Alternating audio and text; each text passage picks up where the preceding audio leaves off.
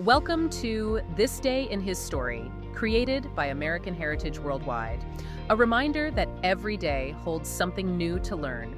Did you know that Mahatma Gandhi was joined by thousands of protesters on a 240-mile march to protest British laws that made it illegal for Indians to collect and sell their own salt?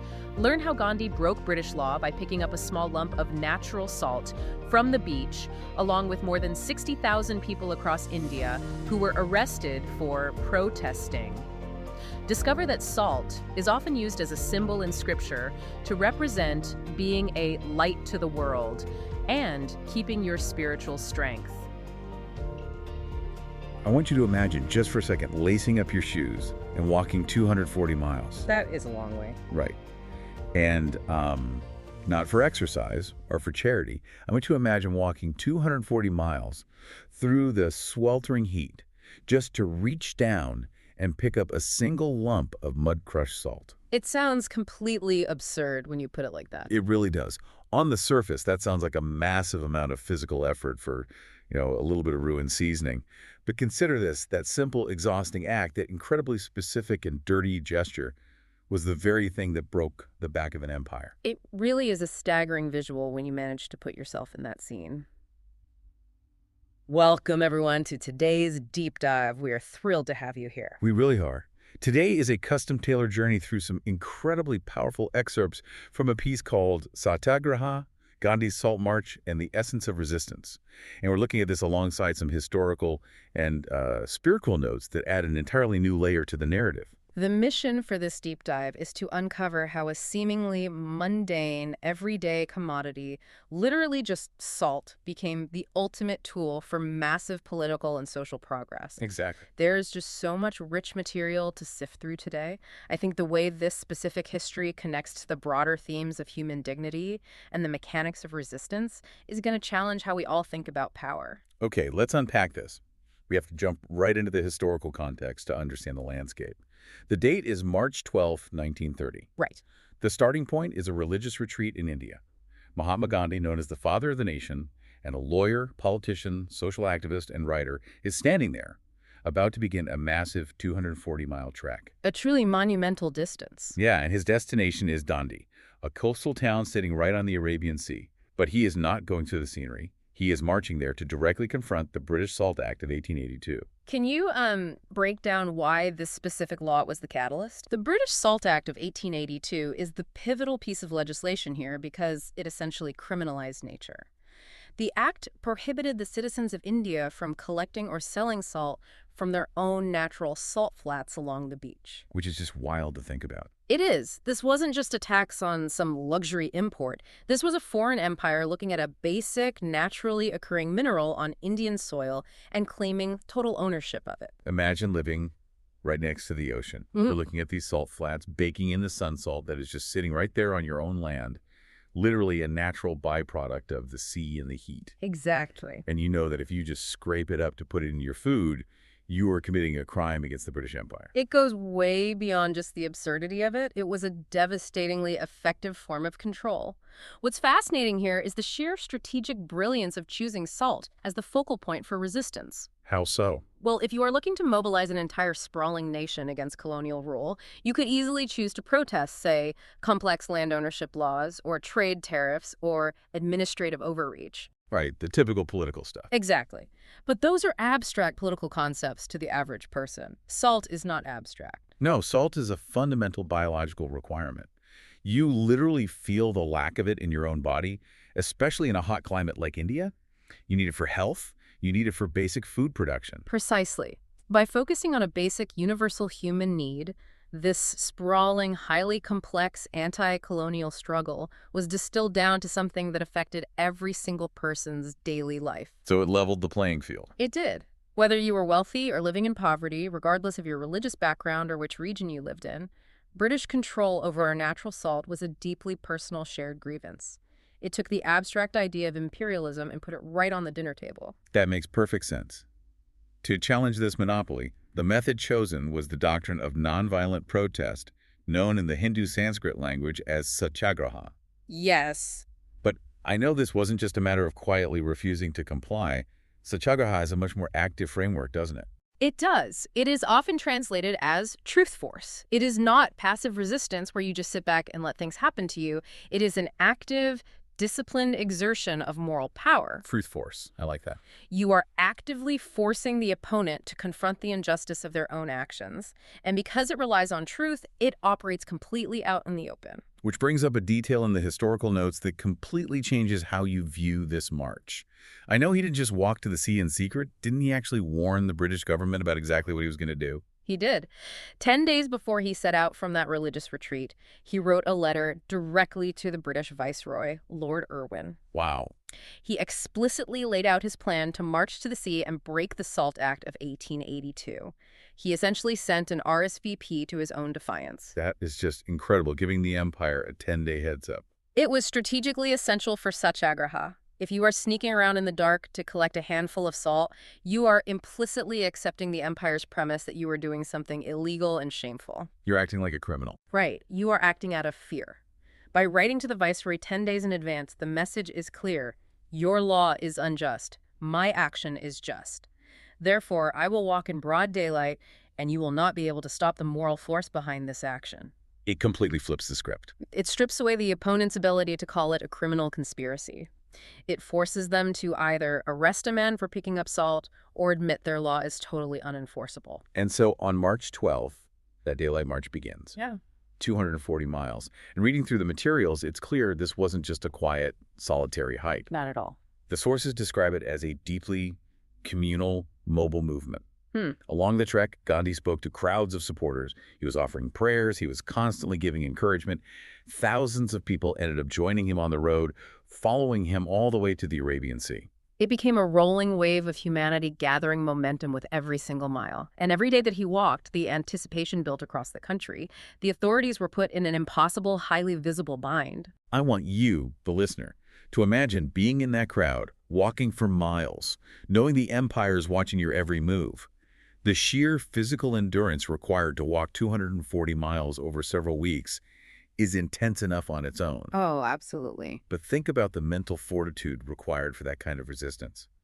You are walking step after step, fully aware that at the end of this journey, you are deliberately going to break the law. You are walking toward your own punishment. It's a heavy burden to carry. The physical stamina to cover that distance is almost a mirror image of the mental stamina needed to sustain that truth force. That physical journey was a purifying process for the movement. It allowed time for the message to spread from village to village. It wasn't a sudden riot that could be quickly suppressed and forgotten by the next news cycle. It was unavoidable. It was a slow, deliberate march toward a confrontation that the whole world was beginning to watch. Which brings us to the destination. Here's where it gets really interesting. It is April 5th, 1930. The march finally reaches the beach at Dandi.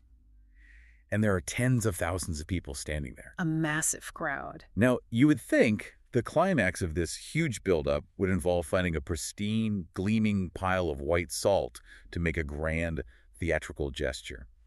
But the historical notes give us this incredibly gritty detail. And this part is fascinating. The police had already been to the beach. They had specifically crushed the natural salt into the mud to ruin it, attempting to make it completely uncollectible. It is such a petty, bureaucratic act of suppression.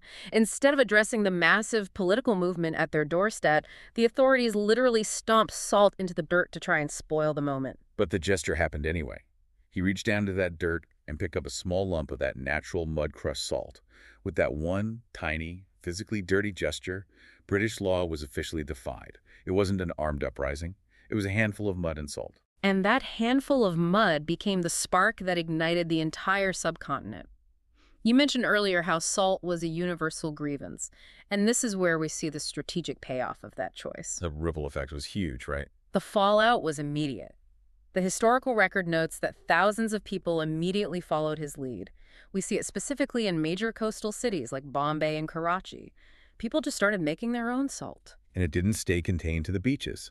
This one act of picking up salt catalyzed a much broader wave of action. It did. Civil disobedience erupted across the entire country. The salt was the catalyst, but the defiance spread to all areas of colonial life.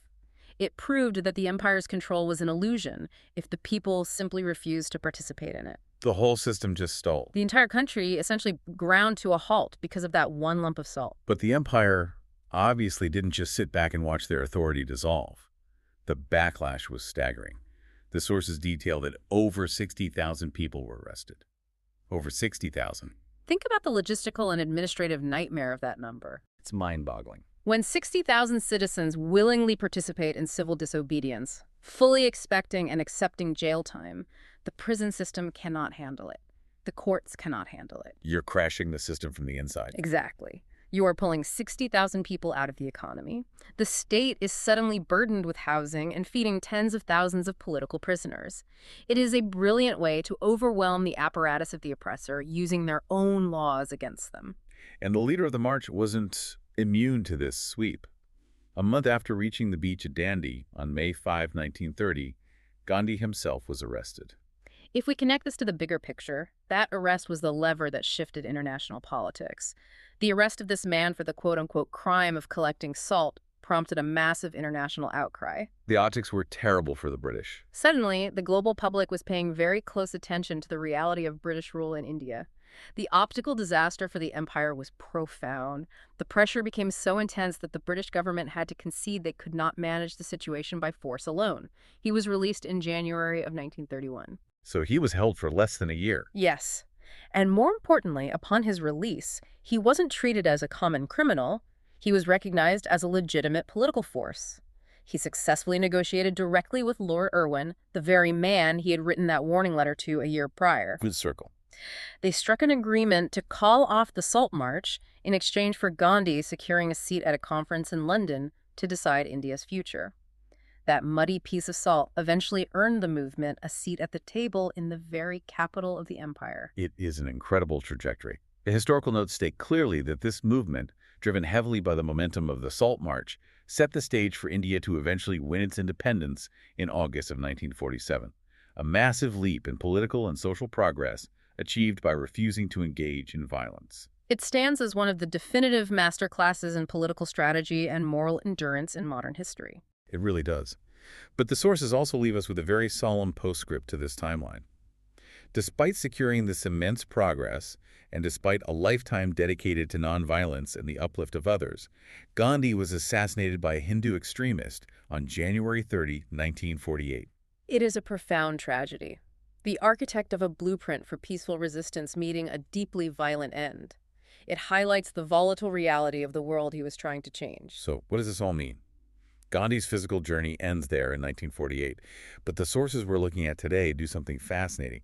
They pivot from the historical timeline to explore the spiritual legacy of his weapon of choice, salt. It's a really interesting shift in the material. The text brings in spiritual writings that use salt as a symbol, and it connects so deeply with everything we've just discussed about the mechanics of truth force. The spiritual metaphor of salt is ancient, and it carries a lot of weight when you lay it over the events of 1930. The text points specifically to a passage from Doctrine and Covenants, section 103, verses 8 through 10.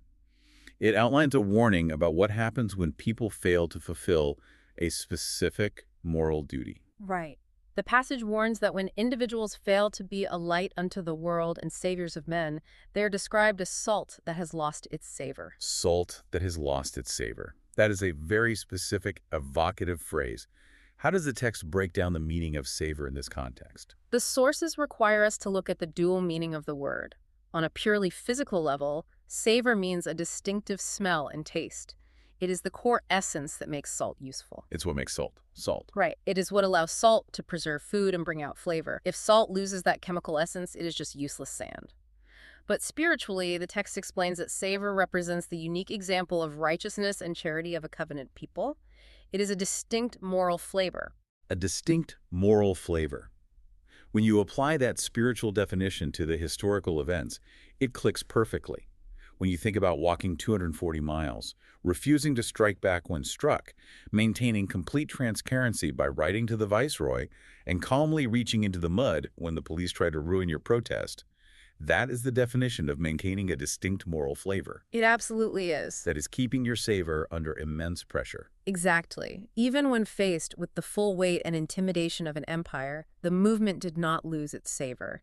They did not resort to the violent tactics of the oppressor, which would have meant losing their unique moral standing. They stayed true to their method. They remained a light to the world, and the scripture implies that this duty isn't just historical, it is universal. If we abandon our principles, our righteousness, or our charity, we become indistinguishable from the background noise. We lose our ability to preserve or uplift the society around us. Which brings us to the challenge the source material poses, and it makes you look at your own sphere of influence differently. The text asks, in what ways can you be a light to the world? It's a great question. For you listening, this isn't about needing to walk 240 miles or literally confronting a global empire. It's a philosophical question about maintaining your unique moral stance.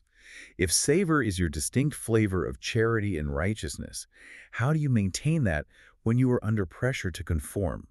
When things get difficult or confrontational, do you lose your savor or do you hold on to that truth force? It is a highly relevant question to ask after studying something like the Salt March. Because the march wasn't just a political tactic, it was an external display of an internal commitment. It was a demonstration of a people refusing to be tasteless, invisible subjects. They insisted on maintaining their dignity and their distinct value. As we wrap up this deep dive, let's quickly retrace the ground we covered. We started with the visual of an oppressive 1882 law that criminalized a basic human necessity. We explored how the doctrine of truth force required transparency, leading to a telegraphed 240-mile march to the sea. A march that changed history. We saw how a single lump of muddy salt sparked civil disobedience across an entire country, overwhelming the system with 60,000 arrests and ultimately forcing an empire to the negotiating table. It proves that immense power can be found in the most basic, universally shared elements of life, provided you have the mental fortitude to endure the journey. And by overlaying the spiritual text onto that history, we see that reclaiming that salt was about much more than just a seasoning. It was about reclaiming the savor and the dignity of an entire nation. This raises an important question. It does. This raises an important question for you, the listener, to mull over long after we sign off today. We talked about how salt's spiritual savor represents a righteous example, a distinct moral light. And we talked about how the authorities petty-mindedly tried to destroy that salt by stomping it into the mud at Dandi. Right. So consider this. Did the British Empire inadvertently amplify Gandhi's savor by trying to crush it? By attempting to stomp the salt into the mud and by arresting 60,000 people, did the oppressor's harsh reactionary tactics actually serve as the very catalyst that allowed that moral light to be seen by the entire world? That's a fascinating angle. If the authorities had just ignored the marchers, would the savor have spread with such intensity? Sometimes it is the friction, the crushing weight of opposition that truly releases our capacity to change the world. Thank you for joining us for this day in His story. May the lessons of yesterday inspire you to see God's hand today and to play your part in His story now. For more faith-based learning, visit ahsworldwide.org, the homeschool for faith and family.